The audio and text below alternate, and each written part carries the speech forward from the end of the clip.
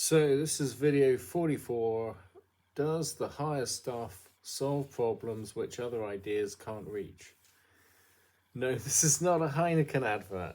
As I said in the introductory video, this channel is about what happens to somebody as they find out how the world actually works due to the absolute framework of history, or rather the alignment of historical periods with the idea of an absolute kind of universal truth, which is born out of the way that everything's measured ultimately according to the universe. So you've got the age of the universe, and you've got the galaxies and the stars and the planets, and the way that events happened is like this. And then within this framework, so even though the earth is rotating around the sun, and the moon is rotating around the earth, and everything's in motion, and everything's kind of going around with the galaxy at the same time, then we can still describe the way that events have happened on Earth in a particular way. So we can say that there were trees, we can say that there were animals, and there were plants, and the general timescale, in which this evolved in, is kind of reptiles, mammals, humans, and then the ages of humans evolved out of the previous ages of life on Earth. So we can't describe the exact way that events have happened because we don't know what every event is, but we can say that generally speaking, this empire and this culture was there, and then another one appeared and it grew to this size. So there is an objective truth about history and the way events have occurred. So, kind of people moving to this framework, it's a bit like when they put the coordinates on the earth and they said, look, this location there is absolutely 35 degree north, such and such degree west. So that's permanent then, and then everything then happens within that framework. So if a plane is flying, then it's flying according to those coordinates, and it's always at one particular coordinate or another. So we could say the events in a certain place, and then the way that people are managed kind of changes more towards an integrated geographical framework in which the events of one place are comparable with those of another place. So it's up to governments to decide what elements that we can compare and what elements we can't. So different societies happen in different ways, but they all have certain things in common. And this is increasingly being used to manage the way that populations develop. So for people, say, who are in and around government, maybe the difference is not really that much because they're already working in terms of that framework. But the idea of rolling this out to every citizen and saying, right, now everyone can understand this framework, and the information's all there on the internet anyway, but it's just a case of somebody gathering it together and creating putting it all together in one place. So maybe that does make a difference in terms of the way that people see the world is evolving. Given that the average person has an amount of education which is measured out by the state so as to provide people with an understanding that there is a generally accepted way in which events occurred, maybe we don't get to understand that until higher education level, or even further than that in the professional qualifications in terms of, say, facilities management, or if you run the water plant, then you need to be on a level to meet up with other managers in a similar kind of situation where you've got an amount of staff and you've got an institution to take care of, and everybody needs to take care of their own institution, so that then there's a person in the government whose job is to make sure that there is some kind of standardization and cross-referencing across the whole way in which people are doing that. So when your staff join, maybe they're not, this is not all explained to them, but, and say you promote somebody to a manager, maybe then they just get into that, then they just start being trained in this kind of this sort of level is happening, or what's happening on this kind of level. So basically, most people have an understanding that there is a generally accepted way that events occur in terms of the sense that the times we live in change, where the world is today, say in terms of geopolitics, and particularly this was happening in the Cold War, and how progress is created through politics, governments, and society. But then there are certain things which are possible, like when we learn to navigate using magnetic north, or say if we learn to aim down the sights of a rifle, then there's the ability to see further ahead and look at events more accurately than the average citizen. So to perceive more keenly the way the events are occurring, and how the way people do things in both social terms and the workplace are the product of protocols affecting societies on a higher level, like the jet stream affects the weather. So of course every level has its own culture, but then generally I must say that I agree with the Kabbalistic teaching on the descent of power, that is, it being contained in the system so as to flow down in a controlled way, like the gates of a lock stabilized canal system, to ensure that all the water is level and it doesn't all just run out of one end. Or in power and governmental systems, this is to ensure that there are checks and balances to make sure that power is not abused. But it does mean that we can expect very little from some people and then think more highly of others. And a typical example of this is, say, somebody that gets C's at GCSE then doesn't think much of themselves in terms of achieving A levels or PhD, for example, and then they may be happy to go through the whole of life achieving just a very low level. And then other people who've been picked to represent their school or something might have more of an ability or confidence to go forward and achieve more. And this is just something which I've been looking at recently. In the Kabbalistic, the Tree of Life glyph, one example of this is the veil of the personality, or the veil of Paraketh, lies above the lower dyad of the four spheres, which represents the body, emotions, mind, and feelings, and that's treated as a kind of unit that people are trained in before we come to the issues of the actual self. And it's a social convention to kind of treat people who are not very bright or still learning, or even not very high up in society, to not really have much of a secure concept of themselves, and to respect that, to treat them kind of like children in a sense, but not bully them or push them around. But then some leaders do, and some people take advantage of this, and they do use this to control people, so that there is an incentive in society to strengthen people to the extent that each person should have the opportunity to progress to achieve a higher level without prejudice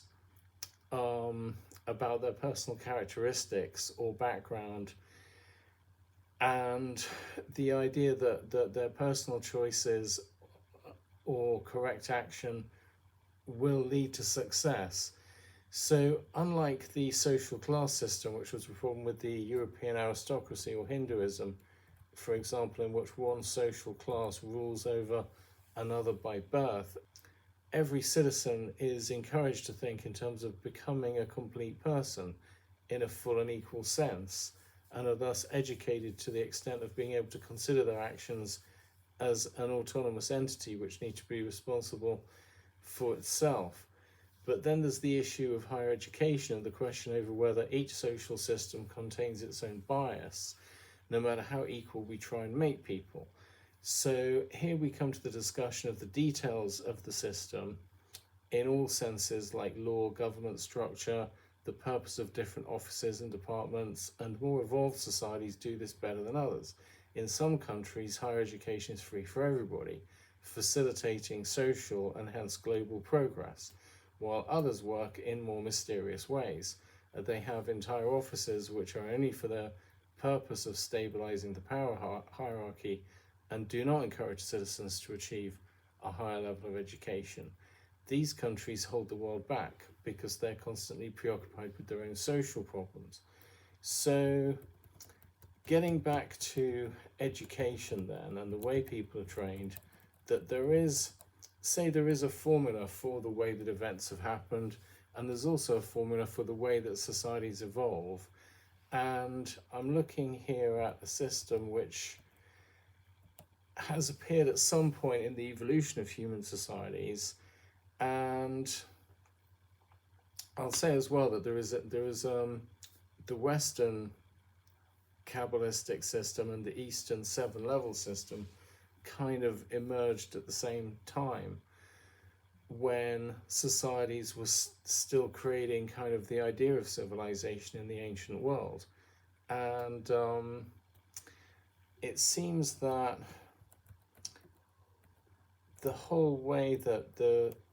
issues of spread across global cultures as societies have developed follows a pattern as well. So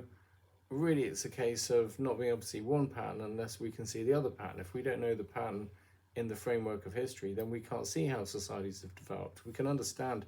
each society has its own history and its own patterns which run through its development, but we can't compare those patterns. So when it comes to developing the scientists and other professors who create technological and social progress, there is very little opportunity for people to have any influence at all on the global situation if most people don't go through higher education, or maybe they don't feel that they are involved at all in any way. And I think this is deliberate on the part of some countries which at any one time are being completely exploited by others for financial, intellectual, military, or physical resources like mineral wealth, gold mines, weapons industries, and their leaders do not see any other way in which things can work. And maybe they're not actually the leaders of those countries, maybe they're just appointed rulers who are appointed through other means. So this brings us to the second veil on the Tree of Life, and you can Google this, and there's 10 spheres, and there's 7 levels, there's 3 pillars, and it's a formula for looking at metaphysics, looking at the human in terms of, I suppose, chopping them up into different levels on which we operate. And so you've got the lower part, which is essentially connected with the personality, and then you've got the moral triad, which covers the kind of willpower and the kind of self-motivation to become somebody. And then there's the veil of the abyss, which is corresponds with the throat, and then above that is the spiritual realm. And this is saying that there is a difference between what we want for ourselves as people and the way the world works are interconnected, but they are on different levels. So we have to look at the way the world works in order to see how our society has to adapt to global conditions, and the way that we can also see, using this framework of how societies evolved out of history, we can also see how other countries are doing this as well. So this is about how the world works in terms of the principles which determine people's behavior, and this brings us to the question over what we can do about this.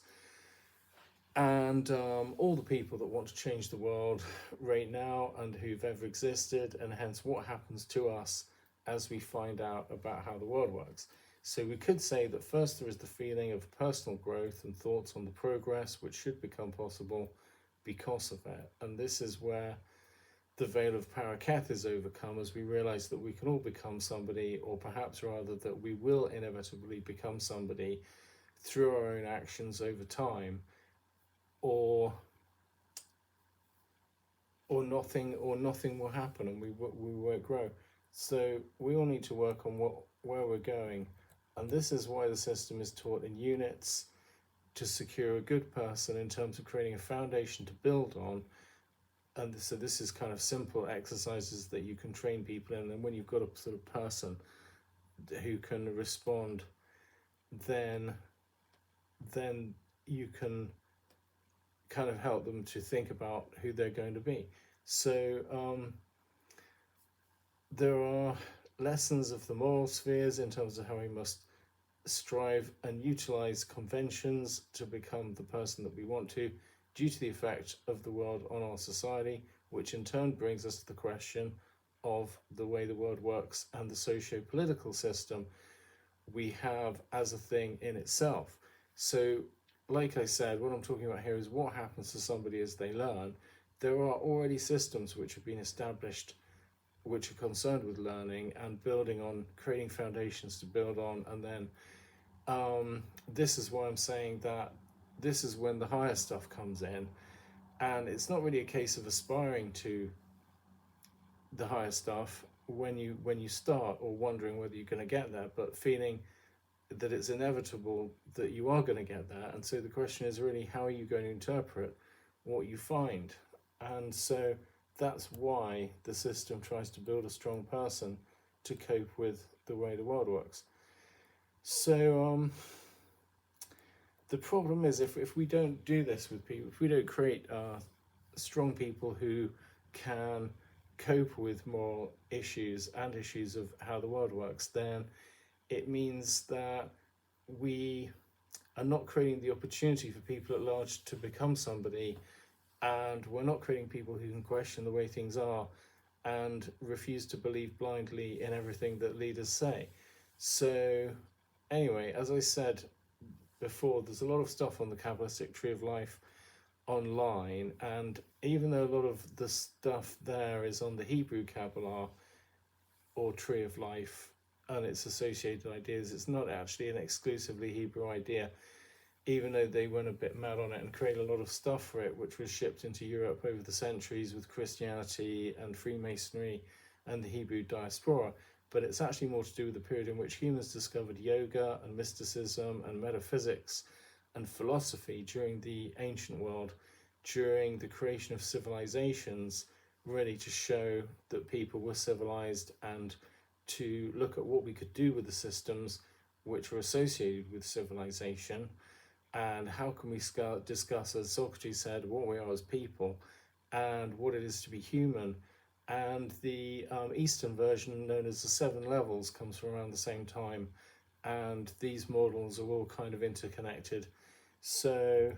people saying it's just the Hebrew Kabbalah, it's actually, there's a lot more to it than that, and it's actually way back before then in Mesopotamia. That's when this idea kind of came from. And as I was saying, first of all, we realized that there is a way of learning about how the world works, and then we run into the problem of how the world actually works. And this is when we must realize that we have to adapt in order to succeed in a general sense. And this is where lifestyle comes in terms of how we can manage the situation. So there's a lot of stuff on how we can do this, from training manuals to relaxation techniques and meditations, and ultimately personal development programs, which were arisen out of today's need to evolve in terms of ideas. Religions still work, but they have also come to include an incredible amount of relativistic information to do with preserving the identity and importance of individual cultures and people. And as a lot of this is dissolving in globalization, first of all, we need to get ideas out of all this from all of the different world traditions, and don't let just small groups own whole periods of history, really, because I think it creates an incentive. Not only does it create a dialogue about ideas, it spreads ideas across society, enables people to relate to each other on a kind of what you might call a collective conscious level. And also it enables more people to develop those ideas than just the original group that might have originally been involved in its development at the time, which gave them a sense of purpose and identity back in the ancient world. but now it's kind of about ideas being for everyone. So this is causing complaints from the conservative element of society, and there are even Facebook pages called "Conservatives Making Things Up, Then Getting Mad About It." Conservatives getting angry about things they made up themselves, and conservatives comparing things which aren't comparable, just to show the problem that they're having, as the right is essentially concerned with structure, just as the left is concerned with progress. And this is how radicals got the name the loony left, because societies had to realize they had to avoid types of change which existed just for the sake of progress without any sort of improvement to people's lives, just to deny resources to the other side or to give the ability to interfere with things that people on the right were doing. So people really need to be able to string it together in terms of what's happened, in particular in relation to the Cold War, but also in terms of the way that this all goes back into the whole of history. If we want to move forward from this period, which the post-Cold War period, which has involved all these problems of terrorism and then these wars in Ukraine and the Middle East, and really it's all about the deep divides in geopolitics, which ultimately leads to the current UN Security Council. And the UN Secretary General Antonio Guterres has made it quite clear that it needs reforms in order to succeed at maintaining its relevance. And this means a big step forward in terms of human culture. In approaching this, we can see why there is a lot of caution with government controlled bodies only being authorized to give out certain information at various times, but it is keeping a lot of people waiting for change which wants to happen anyway as a part of natural human evolution, regardless of the shape that the world order and all the pompous ceremonial aspects of society which are concerned with it are seem to be paying attention to, while people are starving and even being killed in wars which are being caused by it. So we know we must take care, as it's a very real situation. We must observe that things are working in a particular sort of way, but at what point do people say enough is enough? We need to stop standing by and watching this happen, when humanity really needs to address the issue of the effect of the way things have evolved in terms of the situation that we're in now, as in the way events have occurred have had an effect on real lives, and stop inventing new ways of avoiding it by creating new offices or government styles or policies and effectively reworking the same ideas to make them seem new again, when really they're just the same old patterns which have evolved through history, which have just been updated by people with the education to manipulate other people. So as it is true that the higher, more refined ideas come in as the solution to this problem, what I want to say is don't aspire to be like them, but to work with your system, whatever tradition that you work in, and to work your way up and teach yourself to walk where you cannot fly. And this is something which is just so important, really, in terms of building up the ability to influence people and function as a human being. You've got to have that base strength, but you've also got to have the ability to react to the way that events are happening as well. And these systems, they teach people a way of doing it, really, so that you can learn skills separately and you can kind of tick them off on the list as you work on understanding different levels. So it is a case that people, I think, initially just want to find out about the world in any way that they can, and that's especially true if they're trapped in an office or working at home or work on a farm or some isolated place. But people can also experience the same level of isolation if you're working in a central bank. It just depends on how your workplace culture is evolving, and we can all work our way up to the levels of understanding of how the world works today if we get familiar with the ideas which are available on the subject. And I think this is what will bring change in the 21st century, like in no other, as people grow more intelligent than having wars and causing other disasters which they have in the past, And as I have managed to show in previous videos, it's all about the shape of the world order, which it's making over time. So don't panic and get wise to how we got here in order to keep your head on and read the ideas process and see how it's evolving and make a useful contribution which will improve your standing in the community. And I think, at the moment there are 5 superpowers to deal with and lots of sharp edges really on society, but it is getting easier. As I said before about Russia, Israel, Iran, and the US, that they are showing the problem with the shape of current society and their different agendas, and their different programs. Like the US has the Gateway program, and there's also KGB declassified documents which showed its society was different to the US, which helped its participants to cope with tasks assigned to them by thinking about who they wanted to be as a result of their actions and how they wanted to improve themselves, and to create the acceptance of the new kind of identity which is brought through those actions, embodying the rebirth which comes through revolution. So that was the Soviet Union kind of manuals, different to the patriotism of the CIA. And it seems that this is how the two sides got by for 45 years without really speaking to each other, because each were taught to develop themselves in a completely different way and mentored along particular lines of thinking with different futures in mind, as their bosses obviously had different agendas that they needed to create, and so they all had different advice which pointed them in different directions. And this is why during the Cold War a lot of political correction occurred. Psychiatry was used for political reasons, and people were literally medicated and locked up in lunatic asylums for having the wrong type of politics and then getting into an argument with somebody who's in a position of authority. So, right now the UK really, it's has moved from being the British Empire to the British Commonwealth of Nations, and so there's a new debate in politics about how to create a level playing field for people from different backgrounds together living as citizens. And something that the Asian community have been particularly good at is learning about the values of different types of societies and how to be a good citizen within the context of different cultures. There's been a large exodus over here,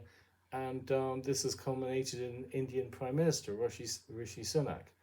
And it does seem at the moment that many white British, on the other hand, take their rights as citizens for granted and do not regard themselves as having any responsibilities with regard to them. So it seems that this is owing to a belief that the monarchy owes them a living for their continued support and what they achieved during the empire, and this has some extent been passed down culturally by the older generation who were alive at the time of the empire, but it's also preserved in institutions surrounding the monarchy, like the national anthem, the night at the proms, the Christian television and radio shows, far-right political organisations, and of course the old Conservative Party. So there is some debate over what programme people here are actually supposed to be on, because most people go for multiculturalism, while, say, Freemasonry has been popular in the corridors of power, the monarchy is the head of the Church of England. The massive people, really, a Catholic, Orthodox, Christian, Jewish, Hindu, pagan, Muslim, African religions, atheism, communism, socialism, as well as relatively large minority sects like Scientology, Theosophy, and the Golden Dawn. And in this sense, it shows really that there's a unique type of diversity in every power structure. What people need is the ability to move forward really into the new space that's being created by the way that events are now heading towards reform to the UN system and the postmodern age in general. But we also need to understand that the Anthropocene is what's bringing this objective framework of ideas, which is enabling us to analyze the ideas what we have coming through from the 20th century and the social structures and the structure of ideas which we have evolving out of the past, and putting them on a timeline where we can see how events have evolved. And in this sense, we're moving beyond the system, we're moving to a more objective perspective in terms of how we discuss things, talk about situations, share information, and how we solve problems. So I'll just finish this video by saying that really, I don't think we want to see millions of lost souls really not knowing what they're supposed to be learning. And for this reason, we need to put out safe information which enables us to see how things are happening in a balanced way. So for more information, please like, share, and subscribe to this channel.